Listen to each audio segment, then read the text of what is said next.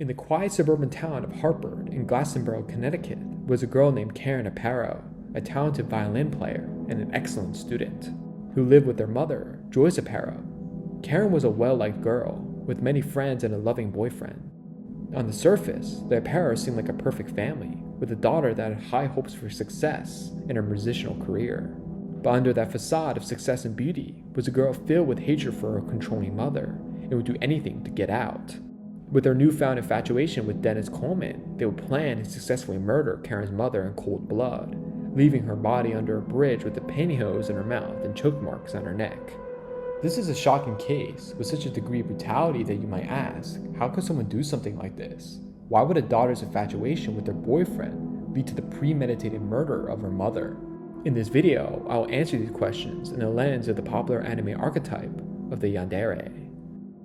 Yandere in Japanese means lovesick or love-struck. The yandere is usually a character in anime that is sweet, caring, and innocent on the outside, but can switch to be extremely violent, abusive, and psychotic when it comes to their person of devotion, especially when the role of their lover is challenged. They are extremely obsessive, possessive, and would do anything and everything in their power to keep their relationship in control. Many people call it obsessive love, but that is actually not the correct definition.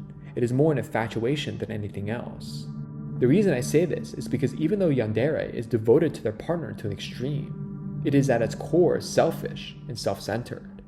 Their infatuation is an absolute priority, even if it hurts their partner and the people around them. They ignore boundaries, commit heinous crimes, and leave turmoil and suffering for everybody that is caught in its grasp.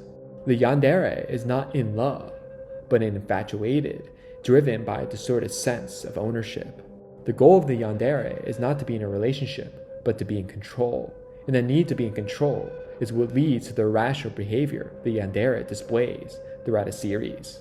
But you may ask, why does the yandere have to be in control? Well, it's almost always because of past trauma, and how that trauma leaves the yandere with deep-rooted insecurities about their relationships. They fear that their partner will leave them, or dislike them, or not love them, and so because of that fear, they will do anything to feel safe and in control again. At the end of the day, a yandere is motivated by fear, and that fear is rooted in the lie that they cannot be loved without pleasing their partner. Let's look at an in-depth example like Lucy from Elfen Lied. At a very young age, Lucy is admitted to an orphanage, where she believes that her parents have abandoned her, leaving her naked in a field as an infant to die.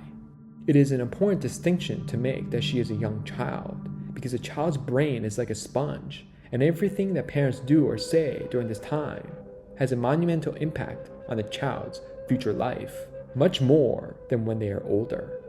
These circumstances are going to leave Lucy with so much hatred and brokenness that it makes sense why she exhibits aggressive and almost psychotic behavior thereafter.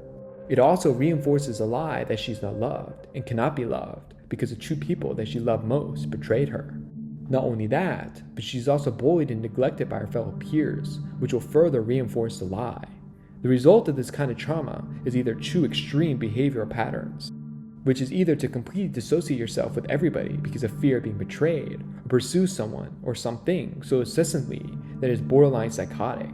We can see both of these kind of behaviors throughout the Elfen Lied series. Another more realistic example of this is Kotonoha from School Days.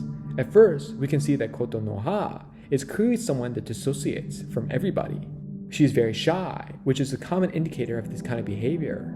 But once she accepts Makoto as someone she can trust, she does a complete 180 and becomes the yandere that everybody knows and loves. Even though it is not explicitly said, it is clear seeing that Kotonoha has no relationship with her parents. Both of them are always working, and so she barely gets any attention or care that she needs. When she relies on Makoto to fill in that role, and he completely breaks it, it's no wonder that she goes to those extreme measures to take it back. When you observe any yandere for an anime that takes this character seriously, you will see that they will always have a family that does not provide love according to the person's needs, especially if the father or mother are missing. But you may ask, why do they act in such an extreme way? Wouldn't it be easier and better if they just acted normally? The reason why is because they can't help it, because they are acting out in fear more than anything else. Instead of acting logically and sensibly, they act out in insecurity and worry, which always leads to disastrous results. Yanderes, in reality, are a slave to fear and will do anything in their power to comfort themselves in the face of that fear. I hope you guys enjoyed this video. If you enjoyed it, like, subscribe, comment so I can make more content like this. This is Ryder, signing out.